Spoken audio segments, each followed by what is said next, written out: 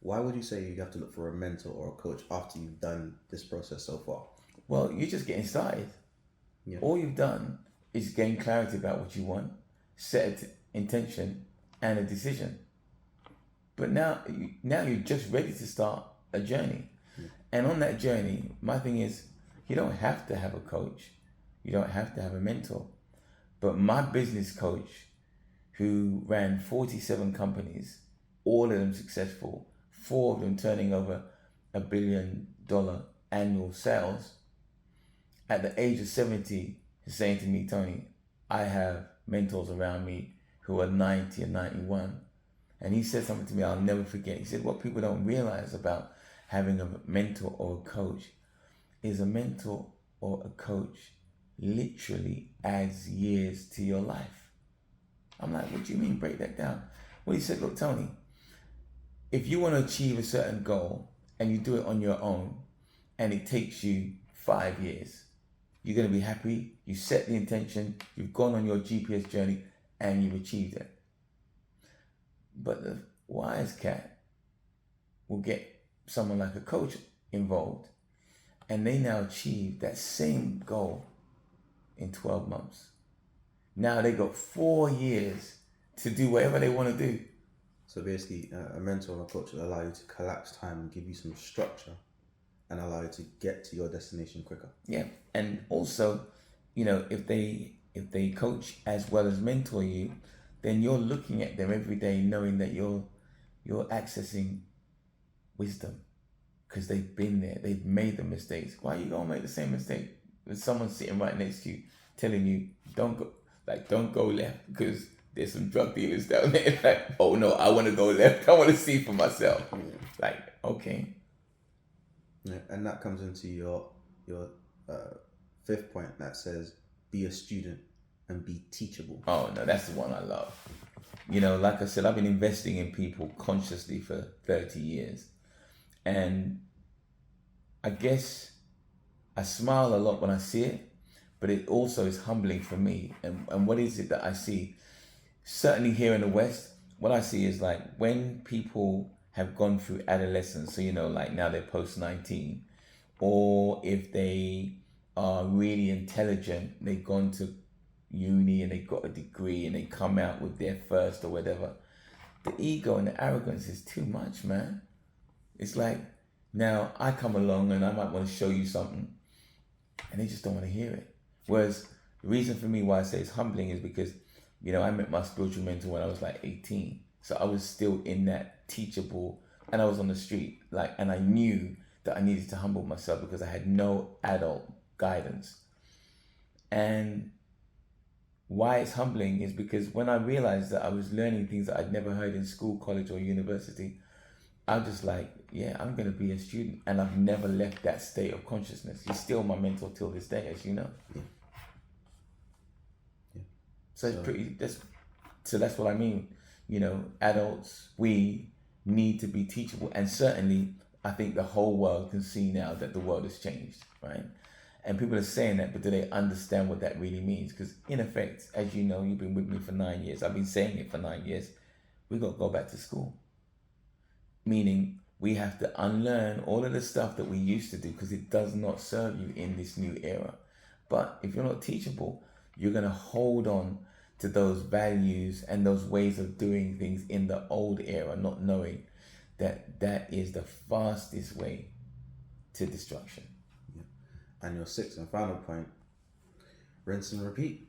Yeah, of course. Because once you've seen that it's working, you're collapsing time, you're overcoming your challenges, you're seeing your obstacles as just things for you to just overcome, like they're not barriers. And you see the progress that you're making. That's it. That's your blueprint. Yeah. Rinse and repeat. Yeah. So the last point might sound simple, but that's, for me, I feel like that last point is the hardest point, because after you've done that the first time round, people have this tendency to get complacent, and I've been complacent a few times. So when a challenge, it's a different challenge at the higher level, but I wouldn't recognize it. Right. I got you. So when I'm rinsing and repeating, I'm not taking into account, hold on, I've been through this before. Why don't I just apply the principles that I did before, repetition? Yeah, I hear you. And that's because people don't pay attention. They don't, like, you are supposed to be focused on, and it may sound crazy what I'm about to say, but you got to be selfish. You got to be paying attention to you primarily, meaning how you're moving, how you're acting, how you're thinking, how you're speaking, all of that. You need to get focused on that, and you need to practice that. You need to rinse and repeat paying attention for a long period of time until it becomes second nature, and then you're good. And this is why we refer to people that I work with as students, in the sense that we're all students on our GPS journey. And so when you obviously being Nigerian and African origin, I know the power of words. So when we are saying on a regular basis, I'm a student of life, then you're reinforcing that in your subconscious mind, meaning you're paying attention, you're open, because that's what a student is, right? Yeah. To learn. And that will increase the probability that you don't make those stumbles that you made. And when you're thinking about a student, well, look, we've all gone to school, yeah, and everyone knows when you complete 1 year, what happens? You go to the next year. Yeah. You start all over again, just at a higher level. Yeah. When you finish primary school and you go to secondary school, what happens? You start all over again. When you finish secondary school, and those of you who want to go on to college, you start all over again. So once you can see the pattern, this is just the way of life. This is it's based on universal principles that rinse and repeat. So we all start again. And actually, once you really embrace that, then you understand that this GPS journey is a lifelong journey of learning. And that just makes you humble. So 50, 60, 70, I regularly sit down with my uncle who's 94. Yeah. And why do I do that? Because he's learning, and I get to hear some of the things that he's learning and some of the stuff that he's experienced that I'm still going to grow into. Yeah. When you see things like that, it gives you a broader perspective of life, and it enables you to just appreciate people where they're at. Do you know what I'm saying? No, because you're 25 and you're telling me, oh, I'm going to be 30 soon. I'm getting old. And I look at you and I'm like, yeah, okay. Yeah, I see. So it's just about being able to be comfortable in the present. I think in the West, we've got so many hang-ups. So like, you got to be this, you got to do that, you got to achieve this. Chill, man. Like, okay, now you've got the blueprint, but never forget to enjoy the moment. Because when that's gone, it's gone forever. And this is why we do what we do, because everybody lives, but not everybody knows how to live this life.